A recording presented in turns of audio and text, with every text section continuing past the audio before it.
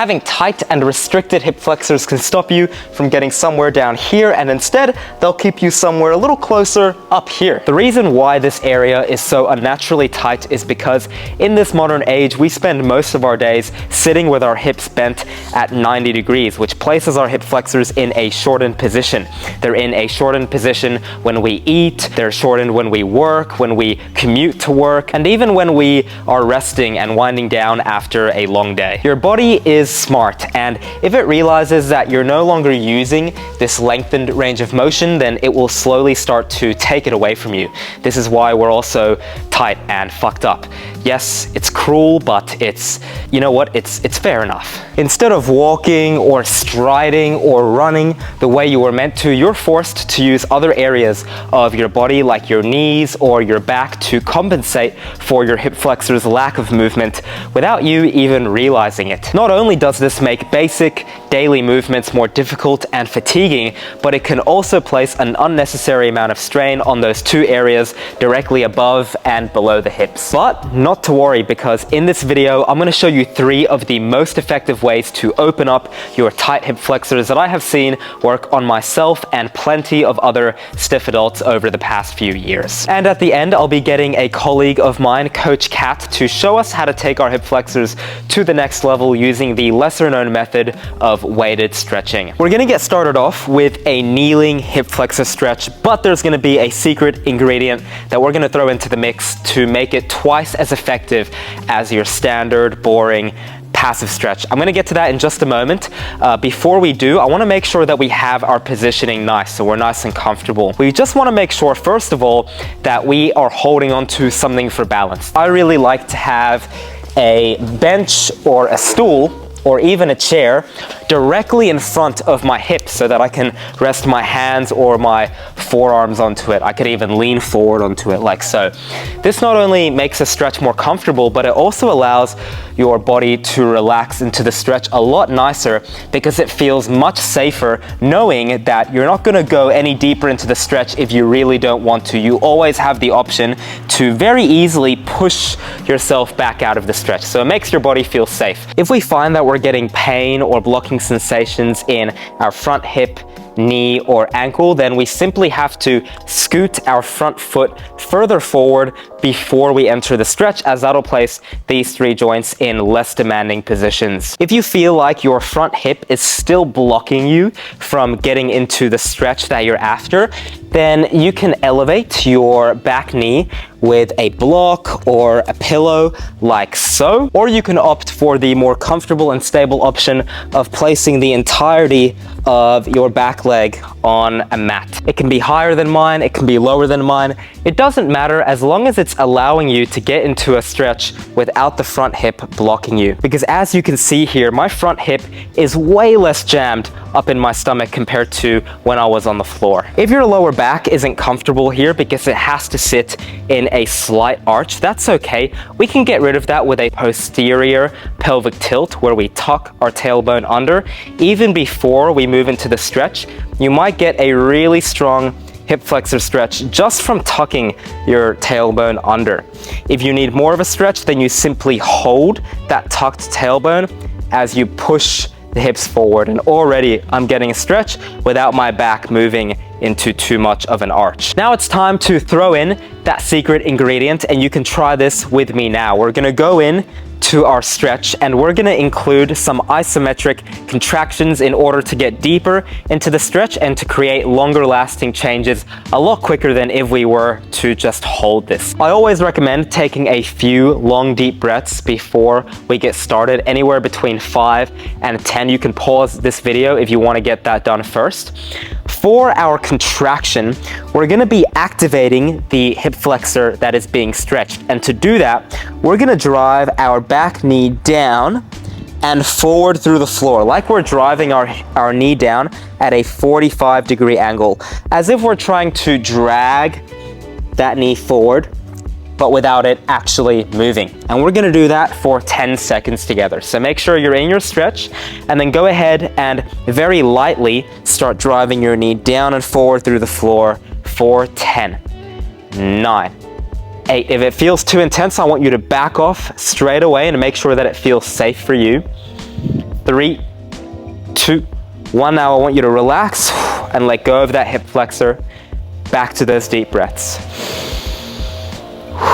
If the stretch feels way too intense, you can come out, or you can even lean the body forward to decrease that intensity. Let's do that one more time, just for a little bit more practice. Go ahead and drive that knee down and forward through the floor. Try and squeeze the front of the hip as you're doing that for 10, 9, 8, 7.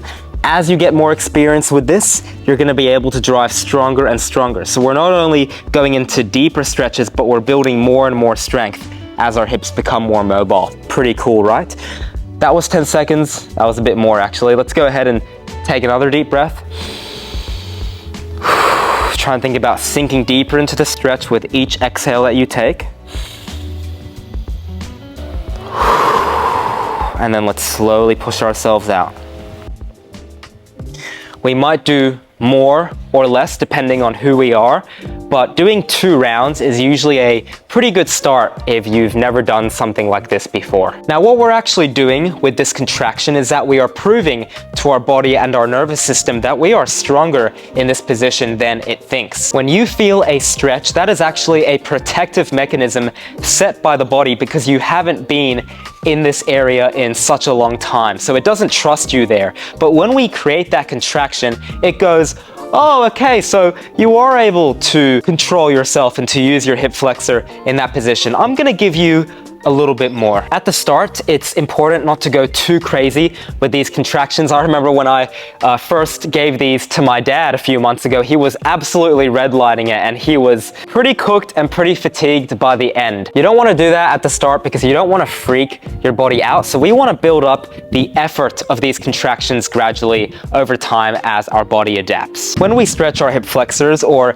any other part of the body for that matter, we have a lengthened side and a shortened side. So in this case, the lengthened side is our hip flexors, of course, and then the shortened side is our glutes. If we want to get the most out of our mobility training, we don't only want to focus on the lengthened side, but we also want to strengthen the shortened side, as this is what we actively use to pull us into deeper ranges of motion. There is a bit of a cheeky flexibility hack that we're going to be utilizing for our next drill, and it's called reciprocal inhibition.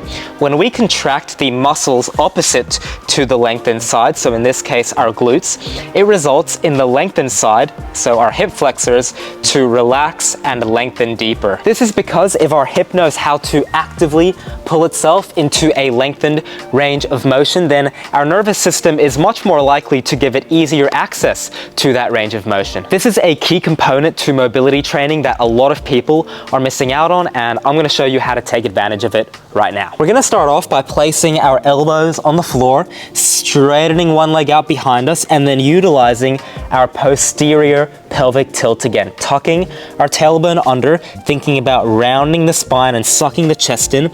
And then from there, we're going to lift our leg as high as we can, keeping the knee as straight as we can. We can hold that for around 5 seconds, and then we can slowly come back down.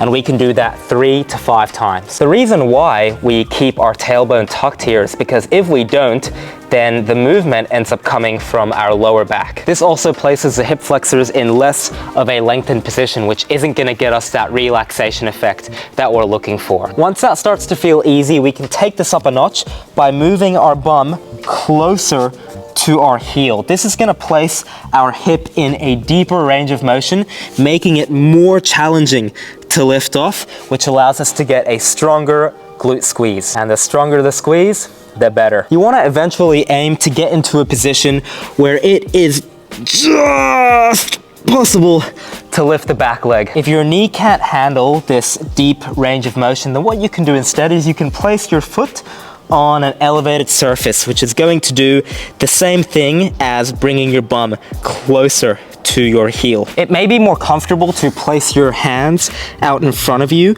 or down by your sides, but I have found that the best way to get the most out of this drill is to place a heavy weight onto the floor and then to hold onto that to make sure that you can get a nice strong lift with that back leg. In the beginning stages, a nice way to make sure that your body isn't moving in any weird ways is to place an object in between your calf and your hamstring. This way you are stopping yourself from moving forward or back, and it's gonna help you track progress a lot nicer as well. It's also a lot more comfortable if you have any knee issues.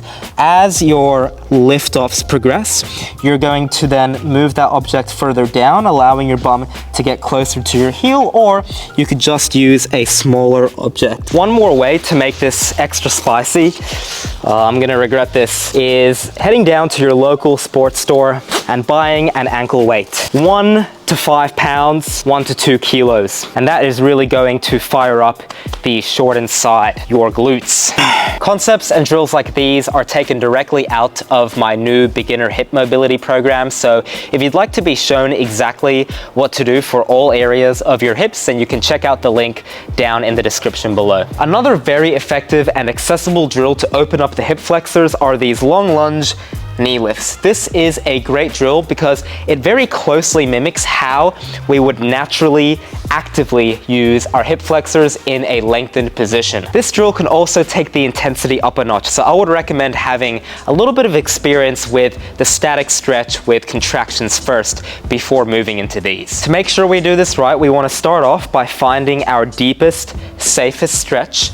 Then we're going to tuck the back toes under, and then we're gonna lift the knee, but without the rest of the body moving up with it. So you're gonna do your best to visualize a ceiling above your head, and you're gonna do your best to not push up into that ceiling as you lift that back knee. You wanna be constantly challenging yourself to stay low as you try and straighten out your back knee. This is so powerful because we're starting in a stretch already, and then by lifting that knee, we're moving into an even deeper stretch. And because of that, you wanna make sure that you can handle it. So if you do need to hold on to something for a little bit of support, and if you do need to push yourself up to lessen that stretch, that is okay at the start. And of course, if you have trouble balancing, I would recommend using some tools for balance. That could be blocks, or it could be that chair or that couch again. If your toes aren't able to handle this position, that's fine, I get it. I have had some pretty tight, painful toes before as well. Instead, you can just do the flat-footed option. Just placing your foot on a mat or a pillow there works really well. The very cool thing about this drill is that we can suit it to our level based on the amount of tolerance that our hip flexors have to this deep stretching. So if we're quite new and it's very intense, we might only hold for 1 to 2 seconds before coming back down. We could go anywhere between 4 and 8 reps, and then to progress it as we get stronger and more comfortable with those short holds, we can then increase the amount of reps. So instead of doing, let's say, 4 reps of 2 seconds, we can increase that number to 10 or to 12. Once we get comfortable with doing more repetitions for the same amount of time, that's when we can start to increase how much time we're actually spending in this stretched position. So we could start building up to 3, 4, even 5, 10 seconds. So as our hip flexors start to adapt to stretching, we just adjust the amount of time we spend in the stretch. The amount of time we spend in a stretch is called time under tension, and it's really cool because it's a variable that we can tinker with to progress and to continue seeing results once our hips adapt to the current amount of stimulus or stress that we are giving it. All right, now it's time to head into our session with Coach Kat, someone who has been training flexibility a lot longer than I have, to show us how to take our hip flexors to the next level using the lesser known method of weighted stretching. All right, guys, so I'm here with Coach Kat, and she's gonna help me learn a few new hip flexor stretches that I believe are a little bit more intense than the ones that I was demonstrating before. Is that correct? Is this something that you would progress somebody up into once their hips start opening up a little bit nicer? Yes, so these are stretches that you'd want to build up to a little bit. The intensity is definitely going to be stronger, and we're also introducing load, which I believe you didn't in the last 2 variations that you went through. No load, no weight, and I understand that's pretty important or it can be a pretty important part of stretching, adding in weight, right? Yes, especially if you're like me, a stiff adult, adding load can make a big difference to opening up some range. Just holding very gentle stretches can be good to get used to it, but then to really make some significant change, you want to add the load and get the intensity up a little bit. So that's what we're going to do today. Beautiful. I'm excited because I have never really properly loaded my hip flexors. I have for other joints and other areas of the hips, so this will be all new to me. Let's see how we go. Take me through how we would get started, you know, how we would get comfortable in these positions, and then we can start adding some load. Awesome, let's do that. So the first one, we're just gonna come into a kneeling lunge, and I'm gonna get Jonas to bring his knee onto this block. That's it. So we're just elevating that back knee a little bit. What it does, it's going to just reduce the demand on the hip flexion on the front hip a little bit. So especially if you're someone who gets pinching in that front hip and you come into a kneeling lunge, elevating that back knee can be a nice option. From there, bring your foot further forward and then let that hip drop down nice and low towards the ground. So in terms of your front leg, you want your ankle and your knee in line. You don't want that foot going all the way back. You'll have your ankle and your knee flexion restrict you from getting into the deepest stretch there. So the other options, we can bring that, if it's more comfortable, bring that foot a touch further forward. But we also don't want to make it too long, so we don't get too intense on that hamstring here. So you just might have to play around a little bit with the exact position that feels good for you. From there, we want to stay nice and upright. So the aim is to keep the shoulders back over the hips. We're trying to open up this hip flexor. If you lean forward, so if you come forward, all you're going to do is you make the life of your front leg real miserable. It's going to get really heavy and hard, whereas we're actually not opening up the back hip as much as we could by just purely bringing the shoulders back. Yeah, definitely less of a stretch at the front here. Yeah. So that's going to be a bit of a difference there. In the beginning, it can be a little bit harder to stay upright if you're super tight to the hip, but just try and work through that. You can also use a prop like a foam roller. Just to have a little bit of stability there. Balance should never be an issue when you set up. So if you're a little bit wobbly, you just want something to rest your hands on, grab a foam roller. You could use a stick, a yoga block, whatever is sort of the right height and most comfortable for you. You can be creative with that. Struggling already. There we go. Yeah. We haven't even added the load to it. Not used to spending that much time in the stretch. Well, we get you there. So the other thing you want to focus on, you want your hip and your foot in line. If this foot comes inwards, what it does is it opens up the hips onto the side, and therefore we don't have the best line to really open up through the hip flexors. So we're always going to make sure we square those hips up, even if that means that you can't let that hip drop as low towards the floor. So that's sort of the first position we'd be working at.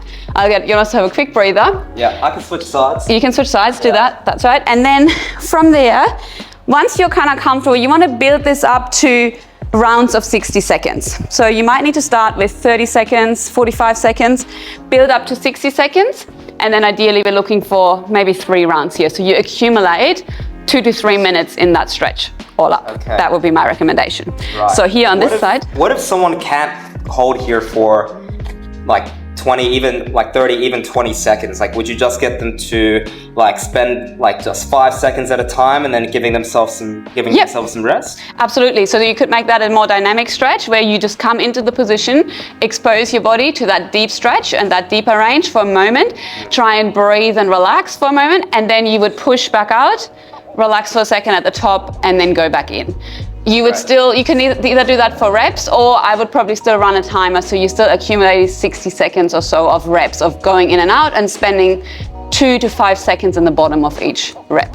So that would be sort of step 1, and that way you can build up to staying down there for 30 seconds and then eventually 45 and 60. Makes sense. All right. So once we do have the time there, one thing I've just noticed here, just what we were covering before, he's just corrected himself, but we were rolling right in here and letting this hip open up, so making sure we square this up. So the next step, we can start adding load to it. Now, we got a cup of 5 kilos here. You might want to see what feels good for you to start with. And then same thing here, we can either work through the reps in the beginning, so sinking down. Make sure you do hit the bottom, your end position for a moment. Try and exhale when you're there to make your body realize it's actually safe and you're not going to die. And then you'd push back out, and then you'd go back into it. And then just like before, we would then get to the point where we ideally want to build that time under tension and spend about 60 seconds per set in that position. Right. So now we have the weight. Once again, we want to make sure your shoulders stay back over the hips, especially now that we're adding the load, so that we're opening up the hip flexor in the best position there. Right. It's good to know that I don't have to stay here forever at the start, because I reckon if I were to go up to 60 seconds, I'll probably cry. Yeah. Yeah. So hip flexor stretches can be very intense for many people. They can bring up all sorts of things. So that's okay. So yeah, you might have to build your way up to this and do that gradually. We do want a strong stretch, but we want to be able to breathe. You want to be able to relax. You don't want to be super tense and start hyperventilating. That's a level too much. Okay, so just keeping that in mind. Good to know. So the other option, which can be very nice, is instead of loading both sides, having one heavier weight on the same shoulder as the hip that we're trying to open up. So here we can rest that weight on the shoulder. We want to have the same side. If it's all right, I would probably bring that weight back a little bit more, so you can almost like rest it. Yeah. And then sinking down. So now once again, we have that load right over the hip flexor that we're trying to open up. Same thing applies. You can move in and out. This is going to be a lot stronger now for him. Or we can build up, or we can then build up to spending the time in that position. Personally, my preference is resting the weight on the shoulder or having a barbell on the shoulders as another option, just so I can have enough load to get the stretch strong enough for what I'm looking for. All right, so from there, we can take it into a variation closer to the wall where we start to bring the foot up behind you. So it's going to bring a little bit more stretch onto your quad as well, and therefore intensify that stretch through the front of the hip. You ready for that? Let's give it a go. I don't have a choice. So just like before, we'll place the knee on the block, but we're going to bring, we have a box here, but you could just do that against the wall.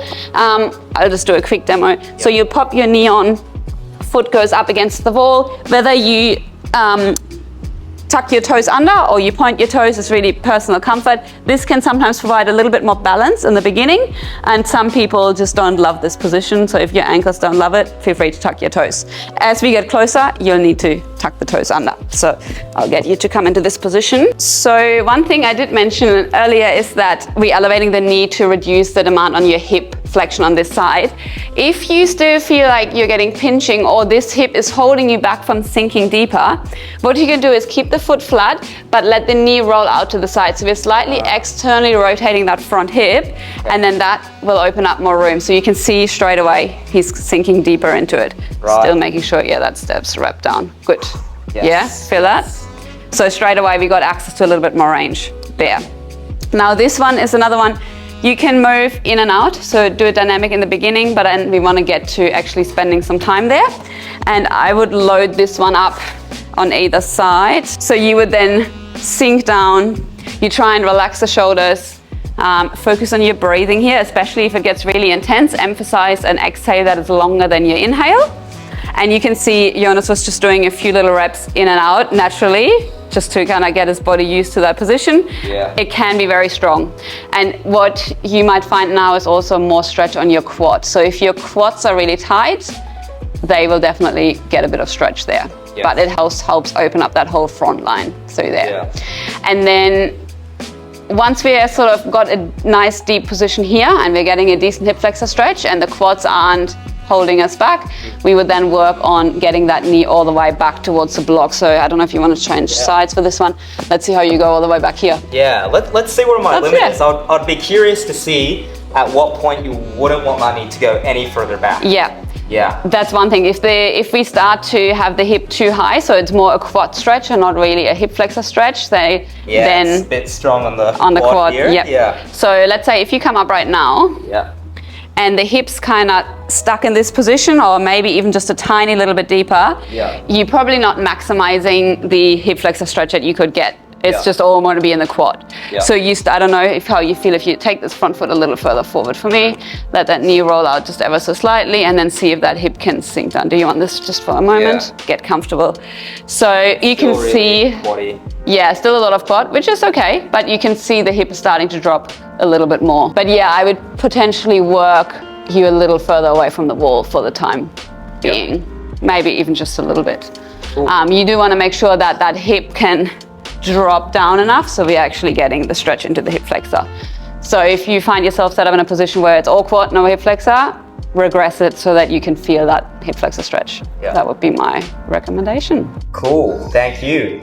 And so for this one specifically, I chose 5s. And it seemed like Kat kind of indirectly called me a bit of a pussy. You want to tell me why it might be important to go heavier than you think, if it feels safe enough to do so? Yeah, obviously you got to get used to the load, and you want to have a weight where you're comfortable, you feel safe, your body isn't freaking out. Like I was saying before, you don't want to start to like sweat buckets and start hyperventilating. But your hip flexors have a pretty strong stretch reflex, so they need quite a lot of load to overcome that stretch reflex.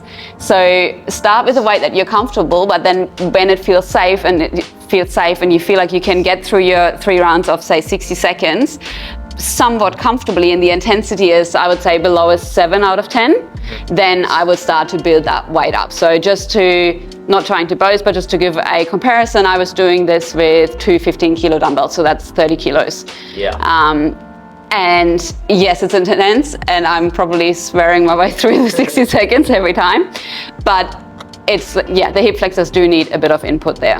Okay, so we need to keep an open mind to potentially adding more weight, once we get into a stretch and we start getting used to it, we should see if more weight can get us deeper. We need to kind of play around with what is our true limit. Yes, so you want a weight that encourages you to go deeper than you could without the load.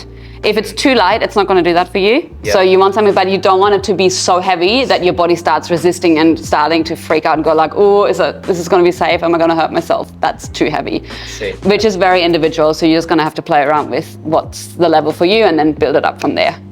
And the other thing is using your contraction in the opposite muscle. So in this case, your glutes.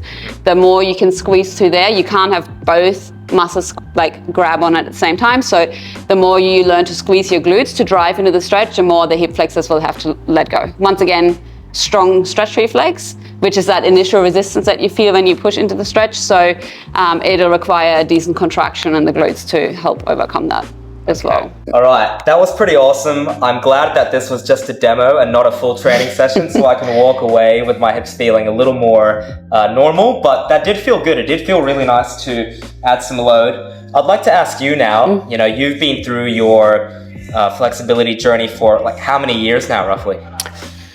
Seriously, probably for the last 3 or 4 years. Before I was kind of trying a bit here and there, but I don't think I really believed that I could change how I move. So I did a few bits and bobs, but not really following a structured program before that. Right, okay. So. And I'll be honest, when I first saw Kat training, I did kind of judge, and I did have this thought of like, oh, she's probably just been flexible for, her whole life or whatever, she's a girl and she's got the splits, this type of thing.